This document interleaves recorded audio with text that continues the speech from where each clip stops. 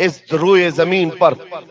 मौलाना जलालुद्दीन रूमी रहमतुल्लाह ताला अलैह साहब मसनवी शरीफ फरमाते हैं, एक मुल्क का अजीब कानून है।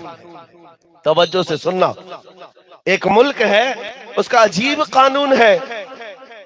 कानून क्या है? वहां के लोग जो बादशाह बनाते हैं उनका नियम अलग है, दस्तूर अलग है। कैसे? सारे मुल्क के जो उस कंट्री के लोग हैं, वो उनके जो बड़े बड़े लोग हैं, वो सरहद पर जाकर खड़े हो जाते हैं उनके साल की पहली तारीख पर।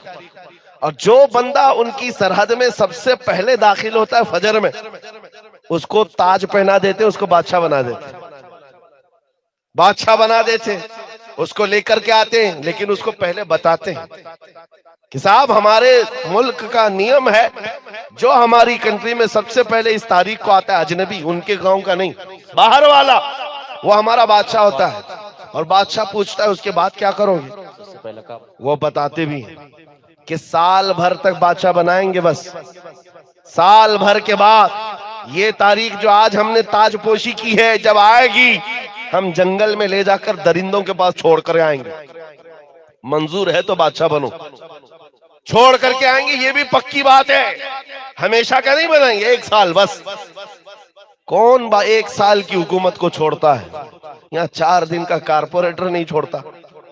मुल्क की हुकूमत किसी को मिल रही हो तो लोग आते थे और एक साल ऐश करते थे। और ये कौम, ये जो मुल्क है, यहाँ के बड़े लोग साल खत्म होते ही उसको उठाकर ले जाते और एक भयानक जंगल में छोड़ करके आते, जहां पहले वाले बादशाहों को भी जानवर खा गए, वो दरिंदों के हवाले हो जाता था।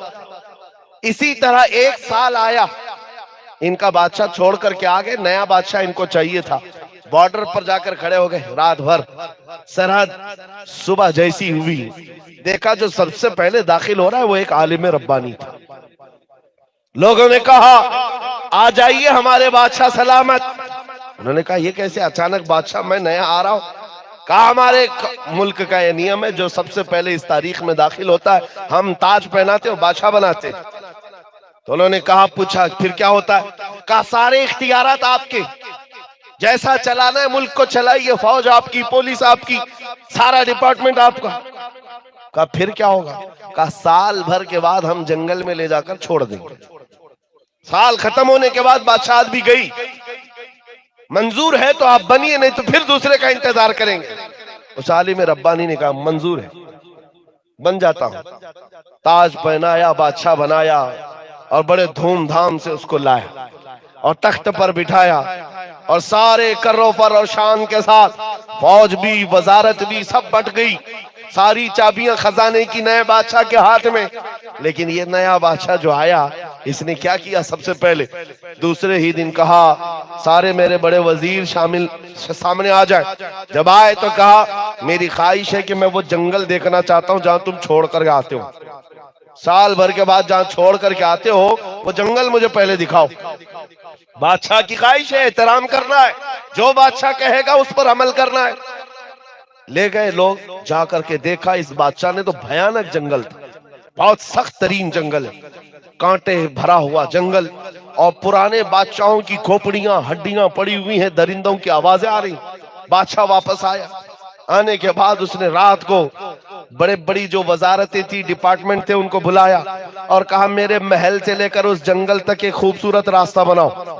2 महीने तक खाली रास्ता ही बनता रहा और जब खूबसूरत रास्ता बन गया तो फिर बादशाह ने बुलाया वजीरों को, कहा उस जंगल में जितने कांटे के झाड़ियां हैं सबको खत्म करो, जितनी हड्डियां पड़ी हैं सबको निकालो। 2 महीने तक वो भी सफाई करता रहा। उसके बाद फिर 4 महीने गुजर गए तो बादशाह ने कहा यहाँ पर फूलों के दरख्त उगाए जाएं, खुशबूदार पौधे बसाए जाएं, और वो भी कर दिए गए। फिर बादशाह ने कहा मेरी ख्वाहिश है कि यहाँ एक अच्छा महल बनाया जाए। अच्छा महल, वो भी 2 महीने में महल भी तैयार। बादशाह ने कहा मेरी ख्वाहिश है कि यहाँ एक नाला बहाया जाए, यानी एक हाउस बनाया जाए, महल के अतराफ बागीचा लगाया गया, फूल पौधे सारी चीजें। ये बादशाह कुछ किया ही नहीं, साल भर वो महल ही बनाता रहा। जहां ये लोग छोड़ के आने वाले थे उसको बदल ही डाला, रास्ता भी अच्छा, महल भी खूबसूरत, सब कुछ बनाया। अभी 8 दिन बाकी थे, रोज इंतजार कर रहा था कि कब साल खत्म होगा, मैं जाऊंगा, छोड़ करके आएंगे, छोड़ करके आएंगे। तो अच्छा ही है जो साल भर किया था इसने। साल खत्म होने के बाद जो डेट आई नए बादशाह के इंतखाब की, कोई आ ही नहीं रहा। इसने बुलाया, कहाँ है जिम्मेदार लोग जो बादशाह चुनते हैं, मुझे उठाओ, जंगल में छोड़ाओ, नया बादशाह ले आओ। सारे आए, कहा बादशाह सलामत, हमारा नियम बदल गया है, हमारा कानून बदल गया। बादशाह ने पूछा क्या हुआ? कहा अब आप हमारे हमेशा के बादशाह, हमेशा के बादशाह हैं। इस बादशाह ने पूछा क्यों? इससे पहले सिर्फ 1 साल की वैलिडिटी थी, अब हमेशा का क्यों? लोगों ने कहा अब तक जो आते थे बेवकूफ थे, अय्याशी करते थे और चले जाते थे, उनको पता होता था कि कहां जाना है, फिर भी अय्याशी करते। पहला अक्लमंद बादशाह हमने देखा जो इस कुर्सी पर बैठकर जहां जाना है वहां की तैयारी कर रहा था। इसलिए हमने सोचा हकीकत में वही बादशाह होता है। इस वाकये को लिखने के बाद मौलाना जलालुद्दीन रूमी कहते हैं, ऐ नादान तू क्या समझ रहा है, ये दुनिया के अफ्रीका और अमेरिका के किसी मुल्क का किस्सा है? नहीं, ये पूरी दुनिया का कानून है। जब तू पैदा होता है लोग तेरे इंतजार में खड़े रहते हैं, जब तू आता है तुझे बादशाह बना लेते हैं, तेरे इर्द गिर्द तेरे दोस्त अहबाब बनते चले जाते हैं और तुझे बार बार बताया भी जाता है चंद दिनों के बाद तुझे कंधे पर उठाकर उस कब्रिस्तान में छोड़ दिया जाएगा जहां हड्डियां पड़ी है पुराने लोगों की, जहां कांटे की झाड़ियां भी हैं। ये सब चीजें सुनाई जाती हैं और उसके बाद जब तेरा इंतकाल होता है ये लोग तेरी बादशाहत खत्म करके ले जाते हैं और छोड़ आते हैं, फिर नए बच्चे का इंतजार करते हैं।